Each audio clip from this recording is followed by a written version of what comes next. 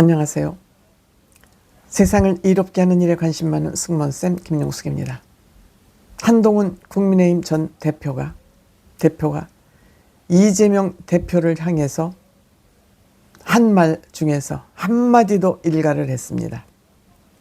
한마디로 일가를 했습니다. 이재명은 대한민국에서 가장 위험한 사람이다. 가장 위험한 사람이다.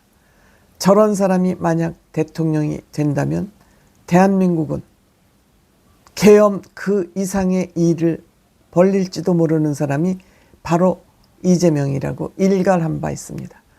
저는 크게 공감합니다. 크게 공감합니다. 지금 이재명이 한 일들 중에서, 민주당이 한 일들 중에서 니네 하는 일 틀렸어.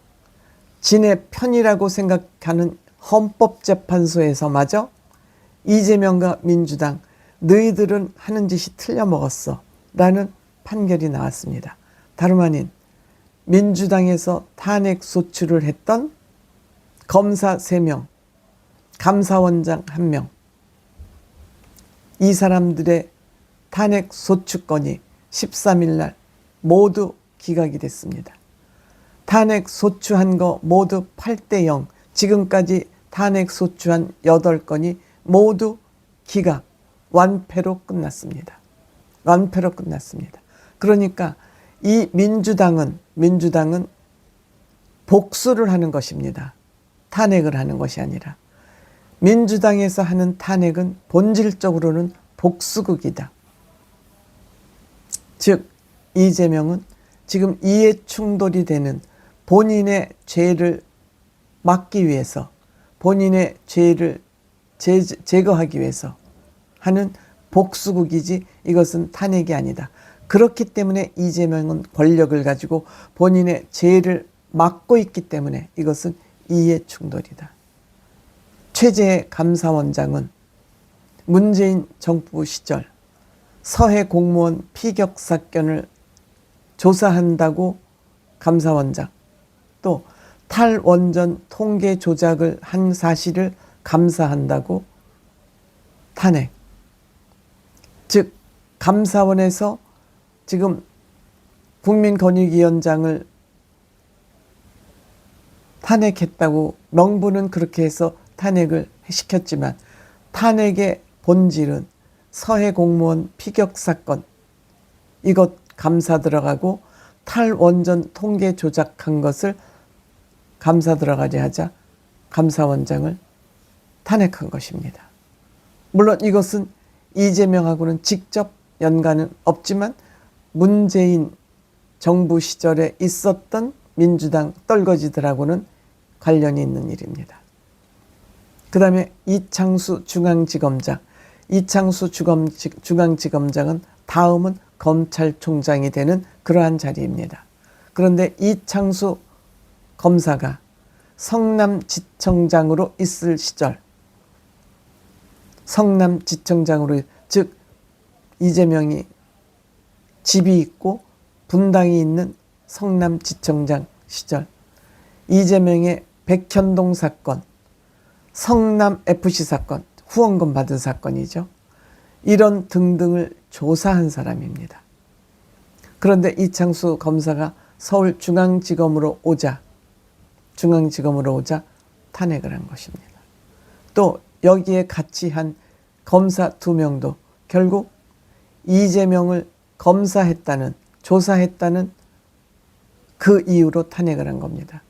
즉 중앙지검 지휘부에서 지금 하고 있는 것은 위증교사 항소심, 위증교사 지금 3월 26일 날 항소심 결판이 나오지 않습니까? 이것을 대응한 검사들이고요. 또 대장동 사건을 지휘한 검사들입니다. 직접 이 대장동 사건 등을 지휘한 그러한 검사들입니다. 그러니까 민주당에서 이들 탄핵을 한 사람들은 다 지네들 죄를 조사하거나 감사하는 그런 일을 한 사람들은 모조리 탄핵을 해서 업무를 정지시킨 겁니다. 검찰이 그 업무를 할 수 없도록 정지를 시켰고, 감사원이 문재인 정권의 비리를 감사하지 못하도록 전부 탄핵을 시켰는데 진의 편으로 이재명 친구 문영배가 있는 헌법재판소에서도 8대 0으로 기각 결정을 다 한 것입니다. 그럼에도 불구하고 지금 최상목 권한대행의 대행, 또 뭐 검찰총장이 즉각 공소를 하지 않았다고, 즉 윤석열 대통령 석방에 대해서 즉각 공소를 하지 않았다고 탄핵을 하겠다고 으름장을 놓고 있습니다.